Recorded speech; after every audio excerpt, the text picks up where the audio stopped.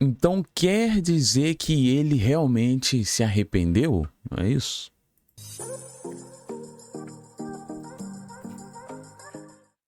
Alô, torcida tricolor, meus queridos e amados amigos, tudo bem com vocês? Eu sou o Thiago Feira, estamos de volta! Mais uma vez trazendo aqui entretenimento para você, informações, novidades, tudo aqui no canal Hora do Flu. Vem comigo, mas não esqueça de arrebenta no like! Arrebenta nesse like, clique no gostei e vamos lá, meus amigos. Não esquece também, por favor, se inscreva aqui no canal Hora do Flu, se inscreva. Sério mesmo, tô igual aquele comercial do Compre Batom. Lembra do Compre Batom, Compre Batom? Seu filho, eu vou fazer a versão do se inscreva no canal, se inscreva no canal. Por favor, gente, nos ajude, tá? Preciso da ajuda de vocês, preciso do apoio de vocês. Estamos próximos de 100k e eu não tenho como fazer isso sozinho. Eu só faço isso se for com a sua ajuda. Então nos ajuda aí, tá bom? Mas vamos lá, pessoal. De quem que eu tô falando do arrependimento? Você já vai ver, tá bom? Mas antes, eu queria destacar isso daqui, ó.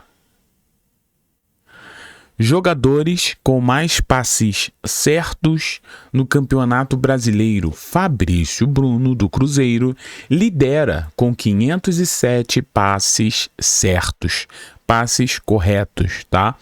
Aí tu vai falar, que isso, Thiago? Virou a hora do cabuloso? Virou a hora do Cruzeiro? Que isso? Tu tá doido, rapaz? Tu tá no canal de Fluminense. Então, mas é sobre o Fluminense. Dá uma olhada aqui na lista. Em primeiro lugar, tá Fabrício Bruno.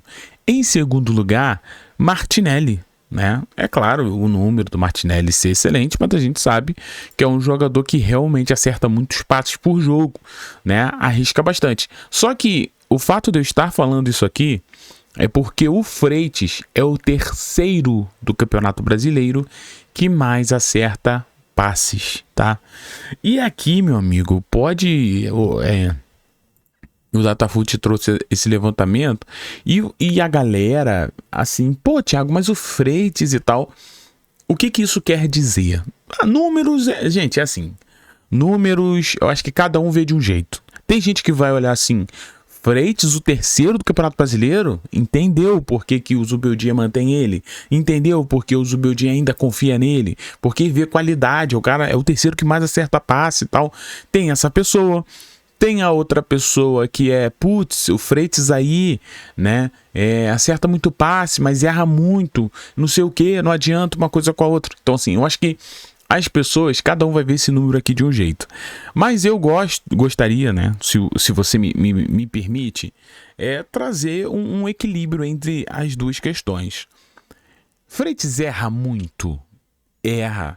E o problema é que os erros dele são erros muito grosseiros, né? São erros muito irritantes. São os erros do Freitas, faz até o cara que gosta do Freitas, né? E tem uma parcela muito grande da torcida. Até o cara que gosta do Freitas fala, caraca, ele podia só simplificar, o restante tá bom. Tem velocidade, tem estatura, acerta os passes. Só que aqui vale destacar que, se você reparou assim como eu, os nomes que aqui estão são exatamente de jogadores que iniciam a saída de bola do seu time, né?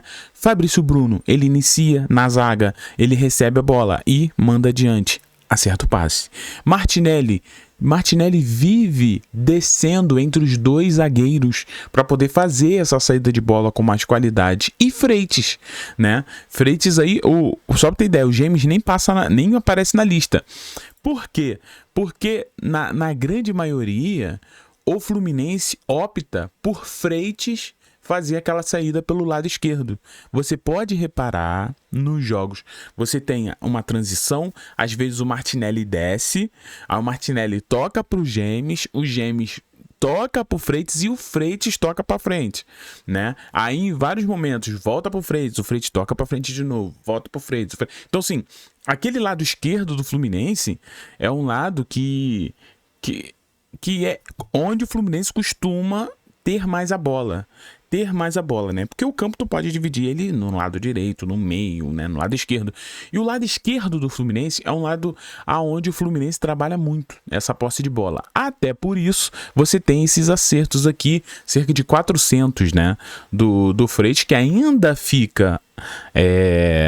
menos do que o Martinelli, porque o Martinelli flutua um pouco mais, né? O Martinelli é o mesmo jeito que ele vai na esquerda pegar a bola, ele também vai na direita. Então, acerta o passe. Tudo dá pra ver que essa lista aqui são dos jogadores construtores, né? Todos eles, de todos os times aqui, são ou zagueiros ou primeiro volante, né? Que descem para poder fazer essa saída de bola. Então, isso não necessariamente quer dizer que os jogadores que estão nessa lista são incríveis, né? Quer dizer que esses jogadores são os escolhidos dos seus times porque acredita-se que tenha uma qualidade de passe melhor para poder sair jogando. E, cara, o Freitas, pelo menos os grandes erros do Freitas, na minha visão, são muito mais relacionados à tomada de decisão. Às vezes ele toma uma decisão errada, às vezes ele escorrega, às vezes ele chega com muita força, ou às vezes ele chega atrasado, né? Ou às vezes ele chega muito em cima do lance, né? Às vezes ele erra passe. Até porque aqui estão falando dos passes certos, mas aqui não tem uma lista dos passes errados, porque tu ia ver os mesmos jogadores que tem muito passe certo, eles também têm muito passe errado também. Por quê? Porque arrisca muito, né? É o jogador que a bola tá sempre nos pés dele. Então, esse número do Freitas chama atenção. Claro que chama. Ele é o terceiro do país no Campeonato Brasileiro com mais passes certos. Mas isso mostra também que o time de Luiz Francisco Zubeldia opta muito em sair ali por aquele lado. Algo que pode ser isso que faz realmente com que Zubeldia acredite sempre no Freitas, insista no Freitas. Até o Gemes, que tem um bom passe, tu vê que ele não aparece na lista. Por quê? Gemes, em muitos casos, ele prefere romper, né?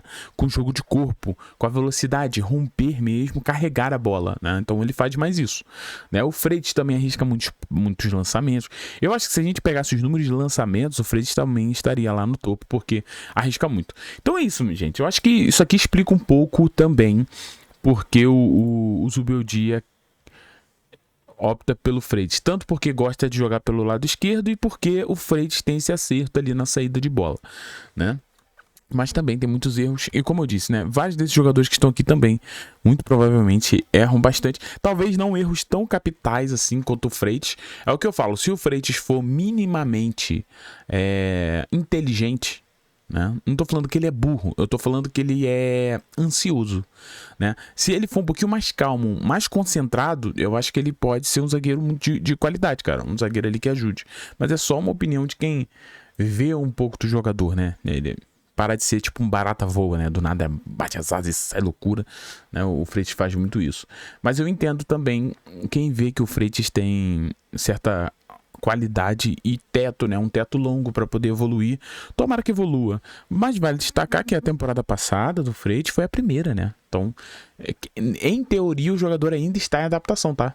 Assim, só na teoria. Mas eu não tô passando pano pro Freitas, não. Só tô trazendo alguns fatos pra gente, ó, pensar e tentar chegar numa conclusão. Falando em zagueiro, Fluminense está próximo de finalizar o empréstimo de Loyola para o New York City, tá?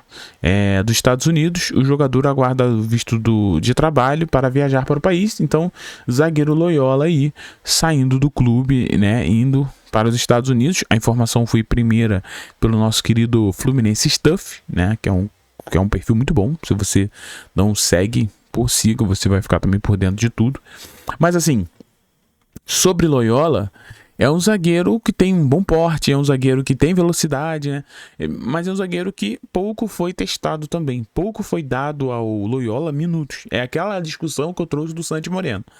E isso serve para tudo, né? Tanto para contratações caras quanto para jovens da base. Se você não der um espaço a ponto daquele jogador possa ser utilizado e ganhar minutos, você nunca vai usar e nunca vai desenvolver ninguém, tá? Essa é a verdade.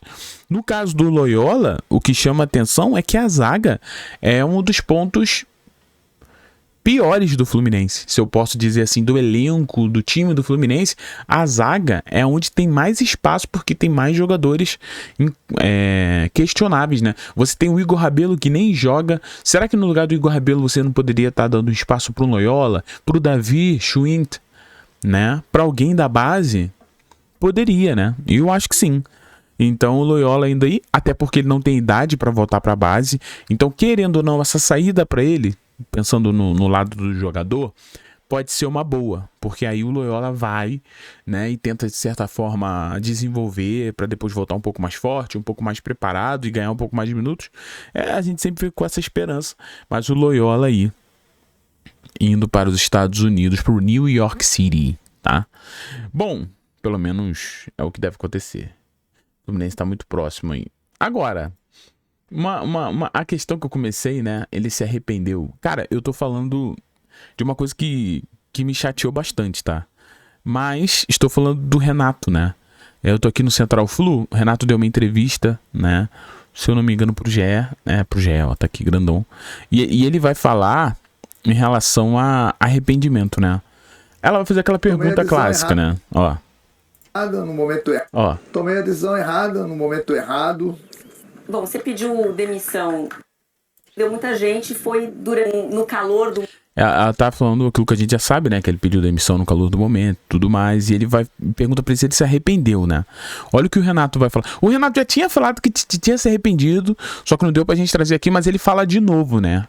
E eu queria fazer uma reflexão com vocês em relação a isso. Dá uma olhada. Até porque Renato é um cara gigante, né? Na história do Fluminense. E ficou esquisito pra caramba a saída dele, né? Mas vamos dar uma olhada aqui. Sim. Eu me arrependi de ter pedido demissão. Nós estamos bem, tínhamos feito um Mundial maravilhoso. Nós estávamos muito bem na tabela. O grupo do Fluminense maravilhoso de se trabalhar. O torcedor sempre deu força. Mas aí tanto é que eu tomei aquela decisão depois do jogo. E todo mundo veio falar comigo no vestiário, o presidente, a diretoria, os caras, não, pelo amor de Deus, tá de cabeça quente, não faz isso, tá tudo bem, tá tudo certo, não vem, pensa, repensa, amanhã você pode tomar até essa visão, mas pensa, vai dormir, toma um banho, vai dormir, acorda amanhã, vê, eles não queriam de maneira alguma. Eu falei, não, eu já tomei essa decisão, volto a repetir, me arrependi de ter tomado aquela decisão de cabeça quente, entendeu? Porque lá também tava tudo muito bom, tudo maravilhoso. Tomei a decisão errada, no momento errado, e hoje estou aqui no Vasco e estou feliz. Cara, vamos lá, né? Vamos lá. Cada dia, assim, eu valorizo muito uma pessoa quando essa pessoa, gente, ela se arrepende e expõe isso. A pessoa expõe, olha, eu me arrependi. Eu errei, eu falhei. Cara, hoje no mundo, no dia que tu faz isso, ainda mais as pessoas como o Renato, né, que são pessoas famosas, ou pessoas aqui quando às vezes trazem alguma informação, alguma coisa que acaba não se confirmando, e a pessoa fala, putz, não deu certo, né, tive apuração, eu errei. Mas as pessoas hoje não falam isso. Eu errei, tomei uma atitude de cabeça quente e tal. Mas o Renato, assim, eu particularmente sempre gostei muito do Renato. Eu acho que o Renato é meu primeiro ídolo. Eu brinco que o Renato é meu primeiro ídolo, né? Na história do Fluminense, o primeiro ídolo meu é o Renato. Quando ele vem pro Flu, eu particularmente fiquei muito feliz, né? Só que a saída do Renato foi uma saída que me deixou, de certa forma, muito chateado. Como eu disse, ele é o primeiro cara, quando eu penso de ídolo, sempre vem o Renato Gaúcho.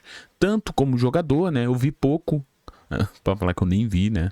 Mas assim, eu lembro dele muito de como treinador também em Copa do Brasil, né? Aquela fatídica Libertadores. Mas assim, eu sempre gostei muito do Renato, o Rei do Rio, né? Só que, cara, quando ele sai, ele vai culpar todo mundo, né? Estou saindo porque os especialistas da internet e tal. E eu confesso que eu não esperava uma atitude daquela ali do Renato. Porque as coisas realmente não estavam ruins, né? Você tinha um Fluminense que estava... É claro que o Renato tem a sua teimosia, né? De algumas coisas. Mas cada treinador tem a sua teimosia. A gente tá com o Zubeldia aí que não é diferente. Cisma com um monte de coisa. A gente tinha um Mano que cismava com um monte de coisa. A gente tinha o Diniz. Meu Deus, o Diniz. Todo treinador tem sua maneirice, né? Só que, cara... quando o Renato sai, o Renato meio que abandona, né? Ele abandona o clube, ele abandona a instituição, ele abandona o torcedor que sempre gostou da pessoa do Renato, do jogador, né? Do treinador que seja. Então, assim, o fato dele ter abandonado, eu confesso pra vocês que isso me deixou bem chateado. Só que, como um dia após o outro, né, a gente vai vendo, né? Renato se arrepende. Ele aqui em nenhum momento pede perdão, né? Eu quero me desculpar, torcida do Fluminense, do jeito que eu saí e tal. Mas o fato dele mostrar que está arrependido já mostra que ele vê que não fez uma coisa boa, né? Então, assim, eu acho que essa atitude dele aqui, ele não precisava disso. Ele podia falar, não me arrependi, eu acho que é do futebol. Mas não, é uma humildade, cara. E é difícil a gente ver isso aqui, né? Tô feliz com o Zubeldia hoje? Pô, tô feliz com o Zubeldia hoje, cara. Eu acho que o Zubeldia vem fazendo um grande trabalho. Mas eu fico feliz que o Renato tenha reconhecido isso. E, poxa, tem que valorizar as pessoas que reconhecem falhas, né? Hoje em dia é tão difícil.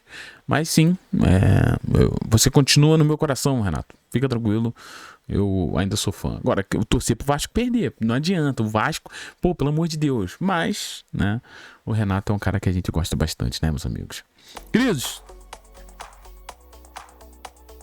Renato se arrepende,